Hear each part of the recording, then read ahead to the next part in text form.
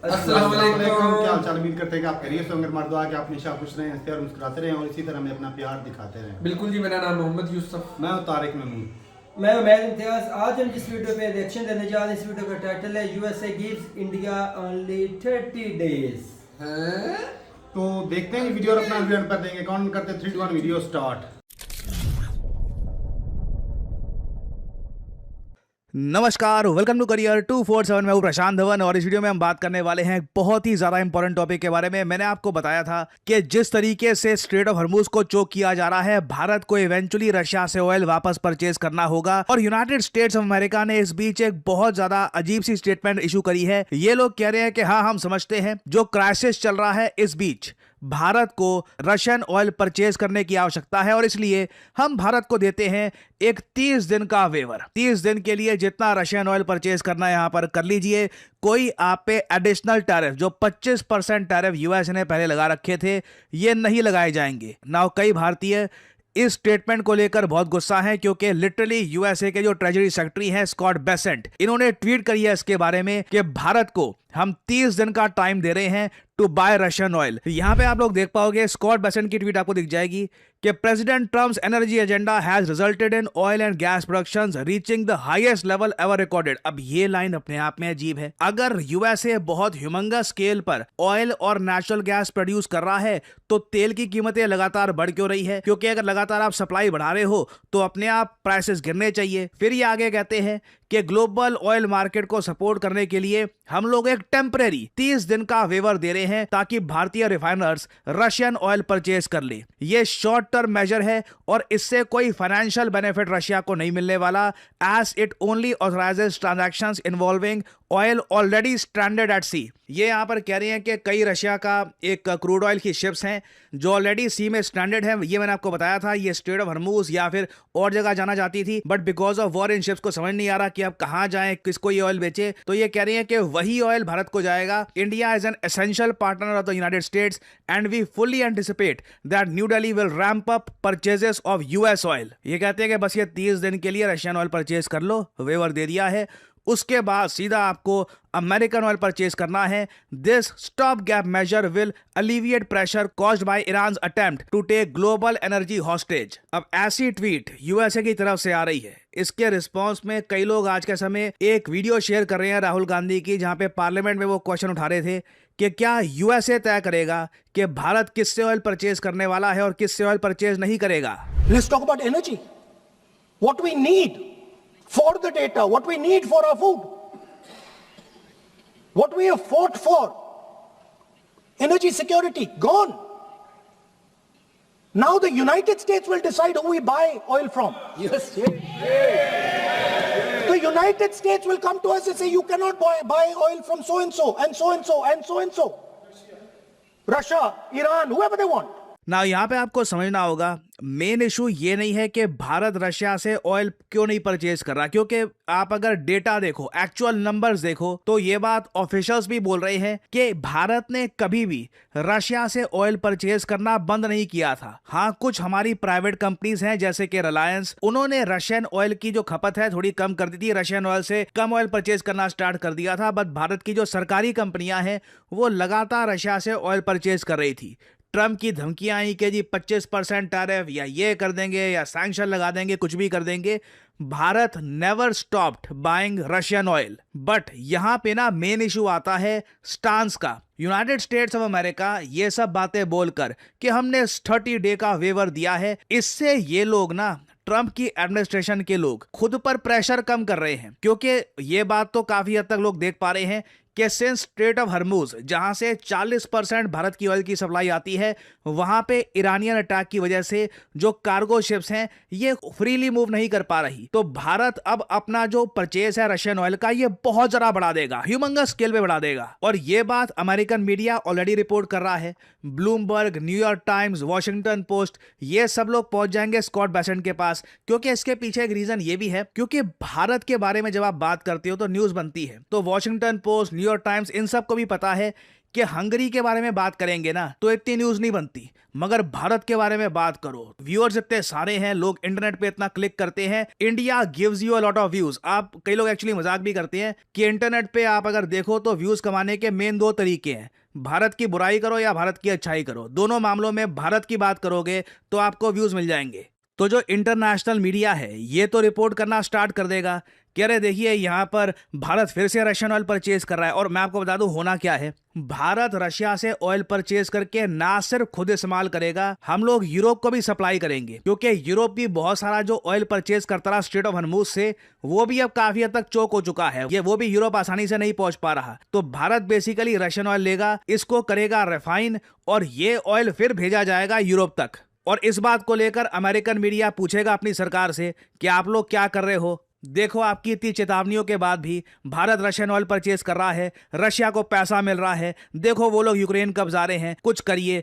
तो यहाँ पे ट्रंप की सरकार ने खुद को बचाने के लिए ये स्टेटमेंट दे दी है कि हमने तो देखो 30 दिन का वेवर दे दिया, बस 30 दिन के लिए है, बाकी जिस टाइप के ये यू टर्न लेते हैं, मान लो यूएस ईरान वॉर लंबी चल गई, कई महीनों तक चल गई, तो ये वेवर उस केस में एक्सटेंड करते रहेंगे। और इस सब में एक बहुत बड़ा इफ हम ये लगाकर चल रहे हैं कि अगर ईरान और यूएस की वॉर सच में बहुत लंबी चलती है, जिसके आसार साफ साफ लग रहे हैं, देखिए ईरान बिल्कुल पीछे नहीं हट रहा। आप सोचकर देखिए आज के समय ये लोग सऊदी अरेबिया की बॉम्बिंग कर रहे हैं, यूएई की बॉम्बिंग, बहरीन, कतर, एजरबाईजान पर बॉम्ब बरसा रहे हैं ये लोग। जी हाँ, एजरबाईजान में भी बॉम्ब जो है, मिसाइल जो हैं ये ईरान के ये गिरे हैं। इवन आप अगर देखो यूएस को ये धमकी दे रहे हैं कि एक्सपेक्ट पेनफुल ब्लोज, अभी तुम्हारा और नुकसान हम करेंगे। रिसेंटली ही यूएसए का एक ऑयल टैंकर इन लोगों ने डिस्ट्रॉय किया था और अभी ये कह रहे हैं कि हम ऐसे हथियार यूज करेंगे जो तुमने अभी तक देखे भी नहीं है। आज 7वां दिन है यूएस ईरान वॉर का और अभी तक कहीं से भी ईरान ने ये संकेत नहीं दिए हैं कि ये वॉर ये समाप्त करना चाहते हैं, ये सरेंडर करना चाहते हैं। उल्टा हर वक्त आप अगर देखो तो ये नए टारगेट्स ढूंढ रहे हैं कि अब किस देश को अटैक करें। यहाँ पे आप देख पाओगे ईरान के विदेश मंत्री की भी स्टेटमेंट आई है कि हमने सीज फायर के लिए कोई गुहार नहीं लगाई। आप देख पाएंगे इनके जो फॉरेन मिनिस्टर हैं अब्बास, इन्होंने साफ साफ बोला है कि Tehran ready for US ground invasion, कि अगर अपने सोल्जर्स को लेकर आना ना हमारे देश में तो आ जाओ, उसके लिए भी हम तैयार हैं। जैसी लैंग्वेज ये यूज कर रहे हैं, कहीं से नहीं लग रहा कि ये कोई ऐसा देश है जो बहुत ज्यादा मतलब आप कह रहे हो पैनिक कर रहा है। इवन सीएनएन ने भी ये बात रिपोर्ट करी है, अभी मैं आपको एक वीडियो दिखाऊंगा, बट यहाँ पे आप देख पाओगे ईरान के विदेश मंत्री की स्टेटमेंट, ये कह रहे हैं कि अगर यूएस ग्राउंड इन्वेजन करता है, अमेरिकन सोल्जर्स उतरते हैं ईरान की धरती पर, ये कह रहे हैं आ जाओ तुम्हारा वेट कर रहे हैं हम, because we are confident that we can confront them and that would be a big disaster for them. ये जरा आप देख पाओगे, मैं आपको सीएनएन की एक ट्वीट दिखा रहा हूं। सीएनएन को ईरान की गवर्नमेंट ने स्पेशल परमिशन दी है कि अपने जर्नलिस्ट भेजकर ईरान के अंदर आप रिपोर्टिंग कर सकते हैं। यहाँ पे आप देख पाओगे और इनके जर्नलिस्ट ने बस यही रिपोर्ट किया है कि मुझको जगह जगह पे थोड़े से ज्यादा चेक पॉइंट्स दिखते हैं, उसके अलावा कोई साइन नहीं है पैनिक का। दुकानें ओपन है, सब कुछ स्टॉक्ड है, गैस अपीयर्स रेडिली अवेलेबल, कोई लाइन लगाकर लोग गैस नहीं परचेज कर रहे, कोई पैनिक नहीं हो रहा कि अमेरिका आ जाएगा तो फिर फ्यूल कैसे मिलेगा, नथिंग। इसकी जो वीडियो है ये भी मैं आपको दिखाना चाहता हूँ। ये आपके सामने आज के समय ईरान के शहर है, इस टाइप का नजारा है वहां पर। Taking a quick break for a coffee along the way. We've been driving for several hours. There's a couple of things that we've noticed. ये यहाँ पर यूएस के जर्नलिस्ट है, ये कह रहे हैं सारी दुकानें खुली हैं, लोग आराम से ऑपरेट कर रहे हैं, कहीं पे ऐसे नहीं है कि ट्रैफिक जैम लगा है, लोग भागने का प्रयास कर रहे हैं, लोग डर रहे हैं कि हम जान चली जाएगी, यूएसए आ रहा है क्या करेंगे। दुकानें खुली है, आराम से लोग चाय पी रहे हैं, सुबह सुबह फ्यूल लाइन कोई इतनी कोई खास है नहीं, कुछ ऐसा नहीं है कि गाड़ियों की लंबी लंबी लाइनें लगी हुई हैं और लोग पैनिक में कह रहे हैं कि बस सारा फ्यूल अभी का भी बस ले जाता हूं, पता नहीं अगली बार कब फ्यूल मिले। So this is quite telling. इसका दो यहाँ पे मतलब निकलते हैं। पहला, या तो डोनाल्ड ट्रंप ने बड़ी मिसकैलकुलेशन कर ली है और इन्होंने ईरान को अटैक करके कुछ इनका प्लान था नहीं कि मुझे करना क्या है, एंड गेम क्या होगी मेरी। फिर दूसरा यहाँ पे एस्पेक्ट ये आता है कि अगर एक मिसकैलकुलेशन हो रखी है यहाँ पर और यूएस अब लंबा फंस गया ईरान में कई महीनों तक, फिर तो देखिए जो ये 30 दिन का वेवर है ये लगातार एक्सटेंड होता रहेगा। तो ट्रंप जो ये स्टेटमेंट दे रहे हैं या दिलवा रहे हैं आज के समय इंडिया को सिर्फ 30 दिन देने के बारे में, इसमें काफी हद तक यूएस का एक बड़ा पॉलिसी ब्लंडर है। ना ईरान हाथ में आया, अभी तक तो लगता नहीं है कि ईरान इनके हाथ में आया। जो इन लोगों ने इंडिया पे प्रेशर बनाने का दावा किया था वो प्रेशर बिल्कुल खत्म हो चुका है। अब इंडिया उल्टा और ज्यादा रशियन ऑयल परचेज करेगा, वेवर देना पड़ रहा है। और याद रखिएगा, हर दिन यूएस 1 से लेकर $2 बिलियन खर्च रहा है ईरान वॉर पर। ऑलरेडी 7वें दिन में $14 बिलियन खर्च हो चुके हैं और अभी पता नहीं कि एक महीने में ये अमाउंट $60 बिलियन, $70 बिलियन कहां तक जाकर पहुंचेगी। और अंत में इस वॉर का जो बोझ है ये आएगा अमेरिकन टैक्स पेयर पे। सो अभी इस टॉपिक से रिलेटेड देखिए, बहुत सी डेवलपमेंट्स होंगी, बहुत कुछ होगा। मैं आपके लिए अपडेटेड वीडियोस लाता रहूंगा।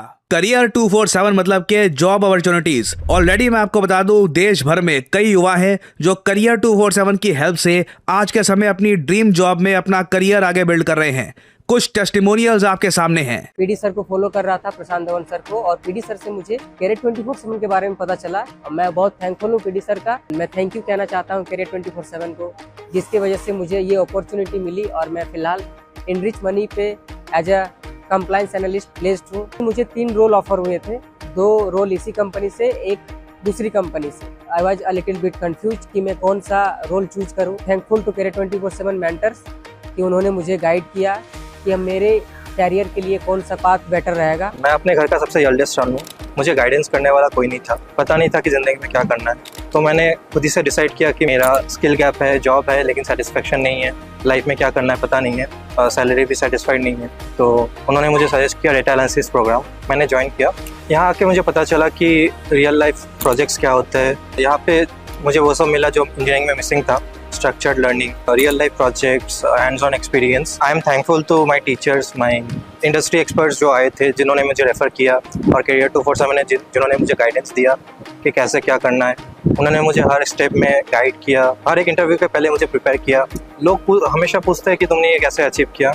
मैं बस उनको इतना ही बोलना चाहूँगा कि छोटी जगह से आना प्रॉब्लम नहीं है, प्रॉब्लम है गाइडेंस ना होना। ये सक्सेस स्टोरीज देखकर बहुत अच्छा लगता है, क्योंकि मुझे पता है कि पहली जॉब जब लगती है तो उसकी क्या खुशी होती है। When you finally get the salary credited, घर में क्या वातावरण होता है, ओवरऑल आपका जो मनोबल होता है वो कितना बढ़ जाता है। सो आप सब लोगों के लिए मैं कहूँगा एक इंपॉर्टेंट जानकारी ये है कि करियर 247 का state of the art data analytics course, जो हमारा सबसे ज्यादा इन डिमांड कोर्स है, that is powered by the global tech giant IBM। इस कोर्स में आपको 3 सर्टिफिकेट्स मिलते हैं बाय करियर 247, NASSCOM और ऑब्वियसली अ ब्यूटीफुल सर्टिफिकेट जहां पे IBM का लोगो लगा होगा। बट अबव ऑल दैट, 6 महीने में जो आपको नॉलेज मिलती है, जो आपको स्किल्स मिलती है, वो सारी उम्र आपके साथ रहेगी। That will help you everywhere. अगर आप सीरियस है अपने करियर के बारे में, अपनी पहली जॉब के। चलो जी, वीडियो खत्म हो गई, बड़ी इंटरेस्टिंग थी वीडियो। ओए इंटरेस्टिंग यार, आज थोड़ा सा ऊंचा बोल दो। ये राहुल गांधी आज कुछ खान साहब वाले एक मिनट, 2 लफ्ज़ ज्यादा मिला दे दो, ये इंटरेस्टिंग था, बहुत ही मजेदार। तो बात सिंपल सी है भाई साहब कि कोई बंदा अगर बोले ना आज के दौर में, अगर हम पहले बोलते थे ना, पहले नहीं, हमारा तो ये तकिया कलाम था शुरू से ही भाई। हम तो ये लाजमी कहते थे कि इंडिया की आजाद फॉरेन पॉलिसी है, इंडिया की, पाकिस्तान जो है उसकी आजाद फॉरेन पॉलिसी नहीं है, इंडिया की आजाद फॉरेन पॉलिसी है। लेकिन वो आज पता चला कि वो भी नहीं है भाई, बिल्कुल नहीं। इस तरह तो पाकिस्तान को भी 30 डेज का टाइम किसी काम अल्टीमेटम है।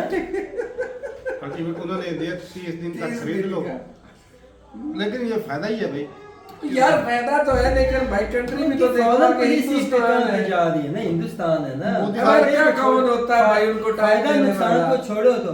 एक आजाद कंट्री है, माई बाप है, फिर फायदे वाली बात ना करो। मोदी साहब ने इजराइल में जाके बोला नहीं था, Israel is fatherland, Bharat is Motherland है।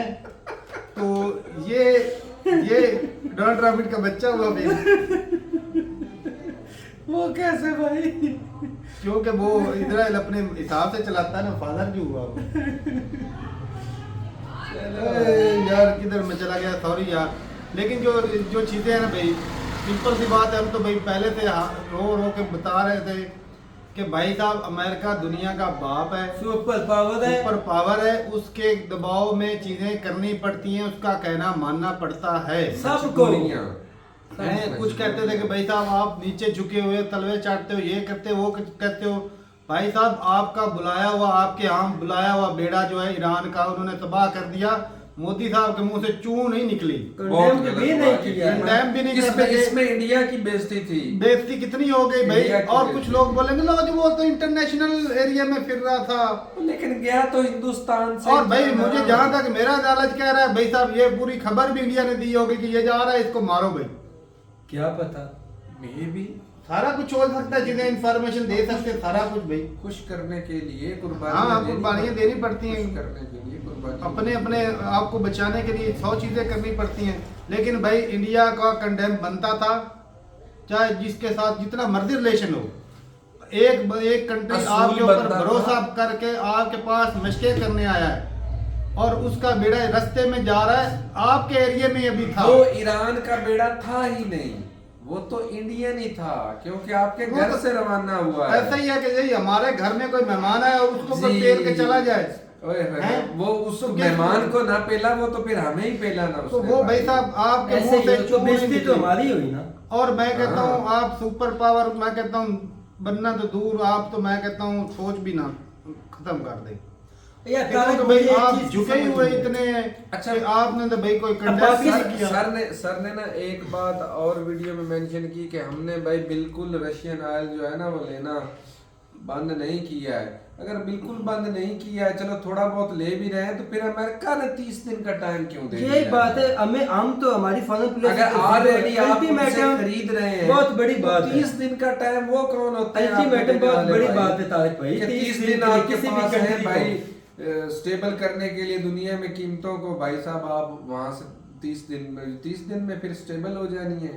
बाकी ऐसा ये तो बात नहीं है कि होता मोदी साहब का डायलॉग आज भी मुझे याद है कि ये भागे भागे जाते थे अमेरिका के पास, हमें बचाओ, हमें मार जाएगा, हमें मार जाएगा। कहते हैं कि भाई हम जो 150 करोड़ की जनता है, हमारा प्रेशर दूसरे कंट्री पे होना चाहिए। हम तो भाई डालेंगे। किधर है प्रेशर? ऐसे ही कोई डाला प्रेशर को बाहर दिखता निकल नहीं। गई।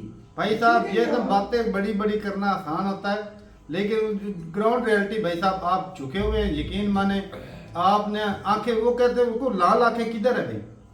जो मोदी साहब कहते हैं मैंने लाल आंख करके ऐसे देखा, उसके आंखों में आंखें डाल के बाद जी जी जी जी किधर है भाई? मुझे तो नहीं दिख रही भाई। एक वीडियो पिछले दिनों आई थी, कम से कम ये 1.5-2 माह या 1.5 माह हो गया जब ये वीडियो आई थी कि मोदी जी सर ऐसे खड़ा करके खड़े थे और ट्रम्प ने सर झुकाया हुआ हाँ। था। वो एक मीटिंग वो आई थी ना वीडियो गालबन। वो जर्मनी का था, नहीं वो अरबों का था कोई, हाँ अरेबिक था शायद। अरेबिक था, वो यूएई का था या यूएई का था भाई। वो देखो कैसे झुका हुआ है जी, ये जी कुछ भी नहीं है भाई।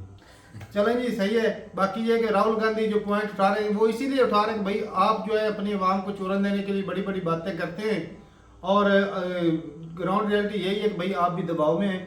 अमेरिका सुपर पावर है, सिंपल सी बात है भाई कि हम तो भाई पहले मान लेते हैं कि भाई अमेरिका सुपर पावर हमने कभी है, इनकार हम ही तो नहीं भाई किया। कुछ उसको दे नहीं सकते, तो भाई हम जो है उसकी वाह करके ही भाई साहब अपना शोरा बचा लेते हैं। जी ऐसे आप जा रहे ही। हैं ऐसी बात और है। लेकिन आप कहते हैं कि भाई नहीं हम तो झुकते नहीं हैं, ये नहीं करते वो। भाई ये झुकना, ये क्या कि भाई आपके घर में आपके मेहमान को वो मार रहा है और आपने एक मुंह से चू भी नहीं की हैं। ऊपर से और 30 दिन का अल्टीमेटम आज तक अगर किसी को नहीं दिया। सेम चीज यही होती कि मैं अमेरिका का बेड़ा आया होता इधर और कोई दूसरा कंट्री उसको इस तरह मारता या किसी और कंट्री का होता, तो भाई इन्होंने कड़ी निंदा भी करनी थी। इन्होंने कहना था ये हमारा मेहमान था, 56 इंच का सीना करके इन्होंने कहना था। लेकिन आज देखते हैं भाई साहब जिनके ब्लैकमेल हो रखे हैं उनको भाई साहब वो बोलते ही नहीं है। कहाँ से बोलेंगे? नहीं बोलेंगे भाई वो साहब। हलक में ही आवाज अटक जाती है, वहां से तो आवाज निकलती नहीं है। अमेरिकन मीडिया पता क्या कर रहा था? जी मोदी साहब ने इजराइल के लिए अपनी टांगे फैला दी है। लो बताओ, किसी भाई को डाउट है तो मैं वो क्लिप भेज सकता हूँ। तो ये जो है ना अजीबोगरीब बातें हो रही है। आई विश के भाई, बाकी ये चीज है कि भाई जो सूरत हाल चल रही है ना, अमेरिका का जो मिशन था वो वो पूरा जंग नहीं उसका हुआ। दिल था कि भाई हम जाएंगे, अटैक करके आ जाएंगे, और जो है बस जिस तरह पिछली दफा उन्होंने किया था। रेजिम चेंज हो जाएगा। हाँ। वीडियो में ये भी मेंशन किया गया ना, CNN के जो रिपोर्टर है उनको ग्राउंड रियलिटी के लिए उन्होंने स्पेशल परमिशन दे रखी है कि आप आए और दिखाएं कि कहाँ पर जुल्म हो रहा है जी, प्रोटेस्ट चल रहे हैं। और कोई लाइनें भी नहीं लगी हुई फ्यूल इकट्ठा करने के लिए, भाई जंगी सूरत हाल ये है। इंडिया और पाकिस्तान में ये चीजें चल रही हैं। हाँ, हमारे यहाँ एक बंदा जो है ना वाटर टैंकर नहीं होता, वो भरवा रहा था भाई साहब, वो बड़ा टैंकर लेकर गया, उसने कहा भाई साहब पता नहीं कल तो मिलना है या नहीं मिलना, मैं सेव कर लूं। तो ये चीजें चली। हालांकि पाकिस्तान में ना तेल की कीमत थोड़ी कितनी 7-8 रुपए बढ़ी है, 7 रुपए बढ़ी है कीमत। लेकिन भाई कोई होता ना कि भाई बंदा हलबली इस तरह ऐसी है, मैंने नॉर्मल चीजें वो चल रही, क्योंकि उसकी वजह है इतना तो हम हर मंथ पहले ही ये अप डाउन होता रहता है हमारे, हमें ये झटके सहने की आदत हमारा है। तो ईरान तो वैसे ही आ जाता है अंदर के राउंड के तरीके से, बिरादर मुल्क है। हाँ बिरादर मुल्क हमारा भी उसने रोकना भी नहीं है वैसे। लेकिन हिम्मत है भाई ईरान की, वो अभी तक डटा हुआ है और डटा रहेगा। और मैं कहता हूँ जिस तरह रशिया दुनिया ने के सुपर पावर कंट्री, अगले दिन रशिया ने बोला कि भाई हम जो तेल उधर आगे नहीं ले जा सकते, आपको ही दे देते हैं। तो भाई रशिया का जिगरा देखो और अपना देख लो भाई, ये फर्क है। और अक्सर कहते हैं भाई साहब पाकिस्तान एक गद्दार कौम है, ये पीठ में छुरा भोंकते हैं, ये करते हैं वो करते हैं। भाई साहब दोस्तों को तो बीच में छोड़ना आपने कर रखा है, ऐसे नहीं ऐसी बात रशिया के खिलाफ आप जो है वो पोलैंड के जरिए आप हथियार देते हो, और यूक्रेन यकीन को माने वो दोस्त जो आपकी खातिर अमेरिका के सामने भिड़ा पास्ट में, जब अमेरिका पाकिस्तान की साइड से था, वो यूएसएसआर उस वक्त था वो। चलो मतलब था तो रशिया ही ना, ऐसे ही है। मेन तब तो वो चलो डिवाइड हो गई, रियासतें अलग हो गई, कंट्री मेन तो वो रशिया ही है ना, रशिया तो यूएस का सामने खड़ा ना कि छोटी मोटी बात नहीं थी। उस जैसे दोस्त को आपने छोड़ दिया बीच में। अभी 20 दिन है ना। चलें जी सही है। वैसे इंडिया की पॉलिसी रही है कि भाई हम जो है किसी की जंगों में नहीं कूदते, ये इंडिया की शुरुआत में पॉलिसी रही है।